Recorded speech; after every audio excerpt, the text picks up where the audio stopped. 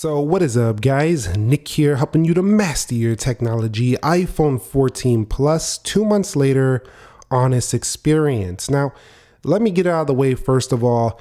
I don't have the same thoughts I had when I first got this phone. Things have changed a little bit, and some of them not so good. Some of them remain similar. First of all, I gotta say, I still love the color here. This product red, it just pops. Even if you're not into this and you're more into the darker lipstick red, true red to some people of the iPhone 13 model year, or even some of the older iPhones, then this is not gonna be for you. I assure you it's not orange, no matter what it might look like on camera. It's just a very popping, zingy, bright red. I still quite like it though. Honestly, giving it thought, at full retail after a couple of months, this phone is still retailing at $900 and well over if you go up in the storage department. So if you do go to the Apple Store, you're going to pay quite a bit for this phone, although it may be a little bit cheaper with some carrier deals and things like that.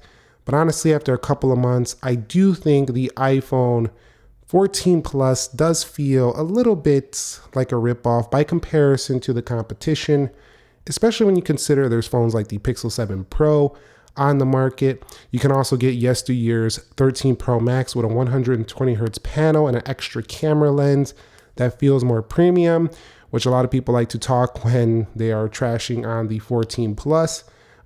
It's not all bad though. I still like a lot of things about the 14 Plus, but I do think at this price point, especially when you start going up in the storage, it's just not worth the price that is being charged for it. And I just can't stand by, paying over $1,000 for these specifications. But there is some really good things about this phone. One, I still enjoy the lighter design. Every time I pick it up, I feel like this is pretty manageable.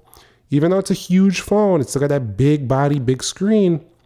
Feels kind of light by comparison to the heavier Max devices with their stainless steel. So that light factor feels pretty good, and I do think if you're into a larger, lighter phone, this is still a good option for you if you like stuff like that. So I've enjoyed that. I also have been thinking about how this kind of just feels like a blown up iPhone 13 that's called the 14 Plus. Because if you actually look at an iPhone 13, that model looks nearly identical, feels nearly the same, and overall, just like a same phone. Over here is a 13. So I don't even think much about the naming scheme 14 when I'm holding this phone. Although I know it's the 14, I keep thinking 13. And then I'm like, nope, that's the 14, never mind. You kind of get them mixed up because they just feel so similar. Having the same notch and stuff like that also plays into that. But I do like the looks of the smaller cameras. These newer Pro phones are just getting ridiculously large camera lenses. You could see right there, huge camera lenses on the 14 Pro and Pro Max models. These are a little smaller, a little bit cleaner looking, but I mean, it does pay off because of the results you are getting on these smartphones. Definitely like the look of the cameras here versus the stovetop Pro Max devices, but that doesn't mean they're better. They're definitely not better, but I do like the look of them. The quality though that comes from these cameras are superb. So if you are looking to get an incredible quality, you will. The deep fusion, the overall results that are, present with this, it's incredible. Also, the 4K 60, the video, really good at tracking moving subjects as well as action mode has been great on this phone. I covered that in my earlier video, cinematic. And even the front-facing camera is quite solid as well. So I do like the camera setup. There's only one issue I keep thinking about. I just can't get over this price for 5x zoom. This is weak sauce for this money. 5 times zoom for $1,000. I just can't do it. Like I can't recommend that for, $1,000. But if you're buying it just for a solely good camera experience, you'll definitely get it there. And I still think the 14 Plus can be a great deal if you're trading in an older iPhone and you can cop this phone at half the price because you traded in a phone. When I speak sometimes, I'm coming from the perspective of full retail. So if I'm saying like, if you're going to go pay the full price or even sign up for a deal where you got to pay off the phone at the full price, still, this is a little bit up there for not having any type of zoom. 5X is just ridiculous at this money, especially considering there's some cheap Chinese Android phones they cost $300. They can zoom 10 times farther than this. So yeah, Apple, please throw on a little bit more zoom on the next Plus model and maybe give us a smoother display. It would really make this phone far more interesting. Also, consider the dynamic island. That would also be nice as well. 2 months later, I do have respect for one area of this phone, and it's one of the reasons I actually still like it. I'm not going to say I'm in love with it, but I still like it, and it's the battery. The battery on this is probably the best I've ever seen on any iPhone. It just lasts and lasts and lasts. Easily a 2-day phone if you manage your use and you're not on your phone all day long, every day.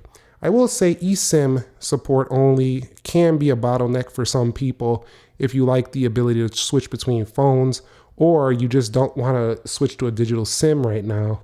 That's something that can be quite annoying for some people. And I think it would have been a little bit nicer if they would have just put that on the Pros for people who are into tech right now, but they even did it on these more base 14 and 14 Plus models, so eSIM is something you got to deal with here. The phone call quality on this phone has been surprisingly pretty darn good with really good reception. Obviously, reception can be based on your carrier, but the modem technology in here is also very good. It just has much better reliable phone call reception and strength that you would find versus a couple of years back. So an 8 Plus, for example, nowhere near that good. This also gives you 5G, so do keep that in mind as well. I do have to say also, this phone, does offer up to 512 gigs, so there is a respectable amount of storage that you can get for it, but I went with the 128 gig. Obviously, I'm not going to pay for the 512. I just don't think it's worth it, especially at that model, because that model is going into the Pro prices at that point. So I'm going with the base on this one for the channel. The display is still beautiful. It's still an OLED. And this phone's display just a couple years ago, 12 Pro Max, for example, was top of the line. Still smooth, even though it's 60 hertz for iOS. iOS is a smooth platform regardless, and really good contrast ratios. So definitely you can still enjoy your media, still read, still do whatever you need to do. It's not like a 10 times worse experience. It's just when you're paying this, people are paying the same money and they're getting smoother experiences with brighter displays. Next thing I will say that's great about this is the software. Obviously, iOS being the same thing you're going to get on the Pro Max. You can get a big phone for a few hundred less than the Pro Max, which is hard to find. And if you need a phone now, you're going to get the same essential features, but you're going to go into camera settings. You're not going to get the RAW that you would get on that camera for the iPhone Max. So when you go to formats, you go into these settings here, you're not going to find those RAW settings, but you still get a lot of other things. Like you get the photographic styles, which you can tweak your own to your own style. You like cool, warm, vibrant. There's a lot you can do, and you can still download pro camera apps if you want to be a little bit more professional. The notch on this phone still makes it kind of feel like an iPhone 13 Pro Max. The iPhone Plus in the past, the 8 Plus, really did have more appeal, I think, than the 14 Plus. And the reason why, it's not because it's a better phone. Clearly, the 14 Plus is a better phone. But the difference is the Maxes didn't exist. Now the iPhone Max devices, they exist. So they make this phone not look so good. And it almost feels like this phone is just a placeholder to get you to look at the higher price phone to bring Apple sales on the higher priced iPhone 14 Pro Max.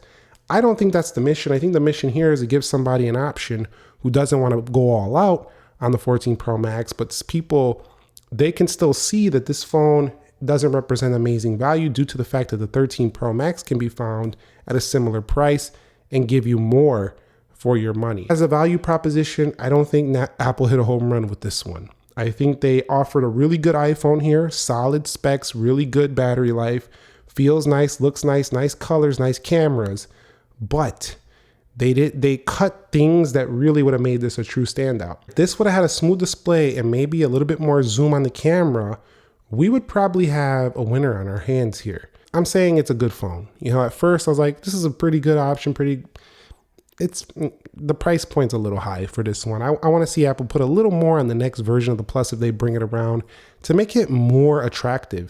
Even the dynamic island is a huge deal because people look at this and they don't see anything new. And it's hard in this current market with the phones being so mature and being a bigger company like this. It's not as easy to make changes because you don't want to scare away people who are used to what they're used to. But I think a dynamic island, a smoother display, maybe a little bit better camera setup, with an extra lens and go 4 cameras on the next, max or ultra device would set this up to be a far better value. But for some people, they're going to easily overlook this, and for others, they're going to like it. They're going to like the colors, and they're going to pick one up. Let me know your thoughts on it down below in the comment section of this video. Have you changed your thoughts about this? Have you seen it finally in person?